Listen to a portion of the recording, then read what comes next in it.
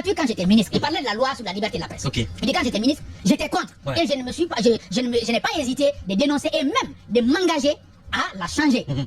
Mais c'est elle qui me protège aujourd'hui. C'est Makanala qui parle. En fait, il ne l'avait pas compris. Vous savez, il est poursuivi par Ousmane Kaba. D'accord. Mais c'était pour une sortie par voie de presse. Donc, quel que soit ce qui va se passer, il n'ira pas en prison. Ouais, je vois. Donc, il s'est félicité. Il dit, la loi, là, je l'ai combattue. Ouais. Mais aujourd'hui, c'est elle qui me protège. Ouais. Donc, j'ai eu tort d'avoir... j'ai dit ça pour tous ceux qui se taisent et qui voient qu'on est en train de tuer la presse et qui, bien entendu, se disent, ah, c'est bien fait pour eux. Ah non, ils nous ont trop critiqués. Ah, ils nous ont trop combattus. Un jour, vous serez des Makanela qui diront, on a eu raison peut-être de prendre position, si vous prenez position maintenant là, en faveur de la liberté, pas en faveur des médias, Mais il y a mais en beaucoup de faveur de la ministres liberté. qui parlent sous le manteau, hein. Ou alors, Voilà, il y a beaucoup de ministres qui parlent sous le on ne manteau. doit pas se cacher. Amin. Mais si, On ne doit pas se cacher pour parler. Je suis d'accord avec vous. Amin. Je suis d'accord avec vous. Je suis d'accord avec vous, mon cher. Voilà, donc on peut prendre la parole, Oui, oui. dire la vérité. C'est l'hypocrisie de la lâcheté. C'est cela, C'est cela, même pas le point de départ. Ça, c'est de la lâcheté. On dit au Mandenko Kediban, Yafo Kunte.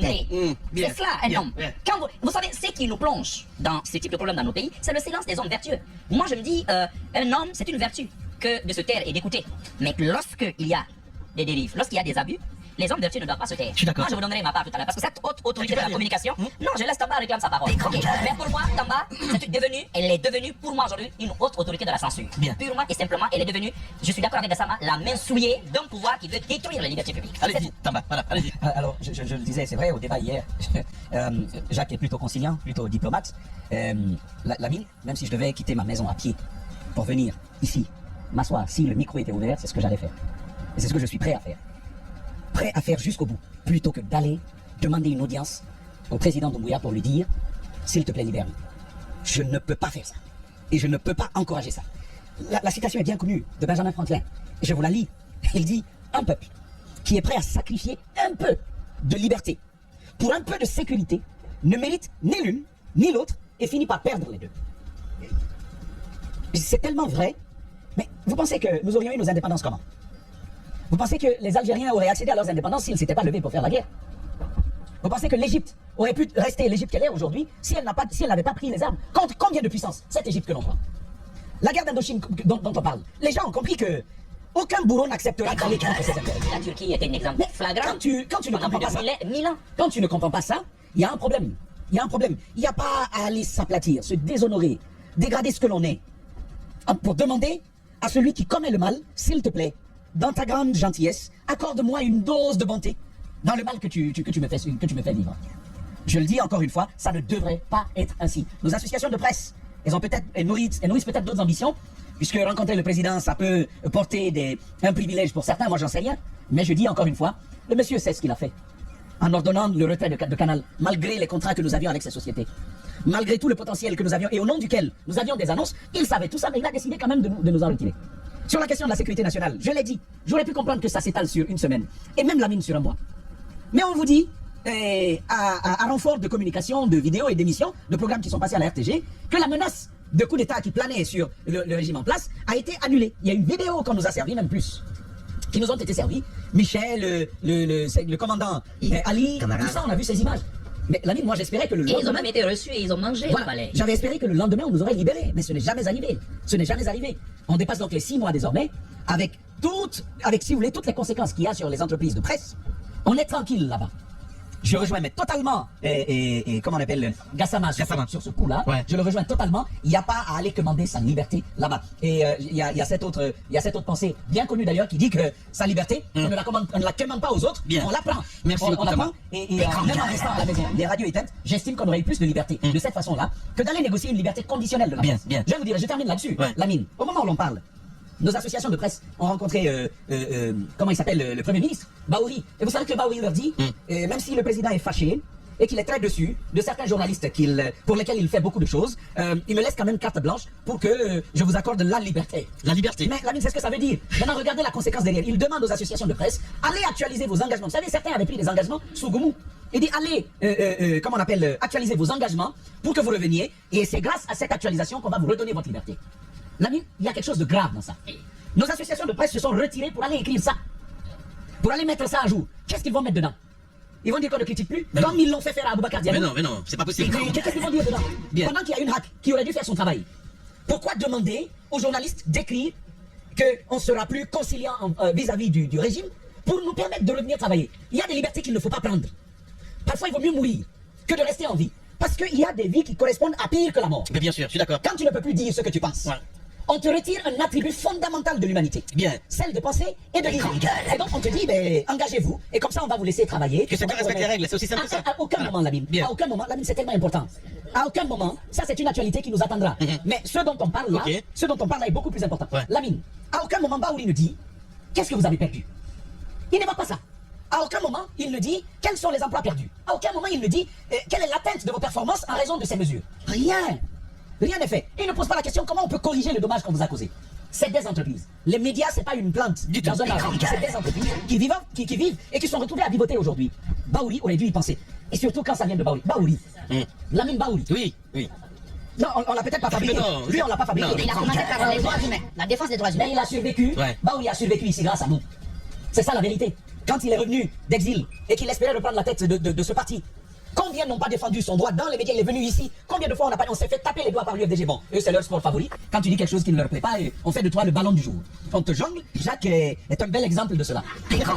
Sa photo s'est retrouvée un jour partout pendant 3 jours. Tu vas sur Facebook, tu vois la tête de Jacques. Merci beaucoup. J'ai appelé Antoine. On a tellement tapé dessus qu'il Quand j'ai vu la photo de Jacques partout, j'ai dit, mais Antoine, Ouais. qu'est-ce que Jacques a? Il est malade. Il est dans le coma. Et Antoine m'a dit, mais pourquoi tu dis? Mais sa tête est partout. Bien, merci Parce beaucoup. qu'on va- Merci Je vais beaucoup, terminer. Thomas. Je vais Ouais. terminer. Les autres auront certainement quelque chose à dire. Ouais. Mais je vais terminer là-dessus pour le rappeler encore une fois. Si c'est ça la liberté qu'on veut nous redonner, il faut garder ces médias-là. Ce que je dis est grave. Les gens vont certainement dire, mais il y a des gens qui risquent de perdre définitivement leur travail. Mais c'est quoi ce travail dont la vocation traditionnelle, c'est de dire ce que tu penses, c'est de dire les choses telles qu'elles apparaissent, lorsqu'on te permet de le continuer, en te retirant les principaux attributs, les principales caractéristiques de ce travail, c'est-à-dire journaliste sans liberté de dire ce que tu penses, Ouais. journaliste sans liberté de décrire les faits. Ce n'est plus du journalisme, ça c'est de la liberté conditionnelle pour Ouais. la presse, Ouais. et c'est une liberté précaire, ce n'est même pas de la liberté, c'est du saupoudrage à l'intérieur duquel il ne faut pas verser. Je suis peut-être radical là-dessus, mais ça c'est un des éléments sur lesquels c'est des choses qu'il ne faut pas négocier. La liberté, c'est la dignité. Ouais. Et quand elle n'existe pas, quand on veut vous la prendre, quelle qu'en soit la portion, il ne faut pas céder là-dessus, Ouais. quitte à y perdre sa peau. On racontera l'histoire, mais cette histoire, elle sera belle. Ouais. Ce ne sera pas une histoire sombre de gens qui n'ont pas su assumer leurs responsabilités et faire face aux défis qui s'imposaient. Bien. Malheureusement, Le message est les organisations de presse sont en train d'aller dessus. Merci beaucoup, mon Bien. cher Thomas, le message est passé. Allez-y. Lamine. Ouais. Que tout ceci se passe avec la complicité de journalistes, c'est ce qui me fait le plus mal. Parce que tu as des journalistes, il faut le reconnaître, qui sont serviles, qui rampent dans les couloirs, qui aiment les lieux sombres, qui aiment les plastiques noirs, qui aiment simplement être vus à la table en train de prendre un thé avec un tel, qui aiment les atalakou. Il faut qu'on balaye devant notre porte d'abord. Quand un journaliste aime les lieux feutrés, quand il aime les combines avec les responsables, pour moi, il cesse d'être journaliste.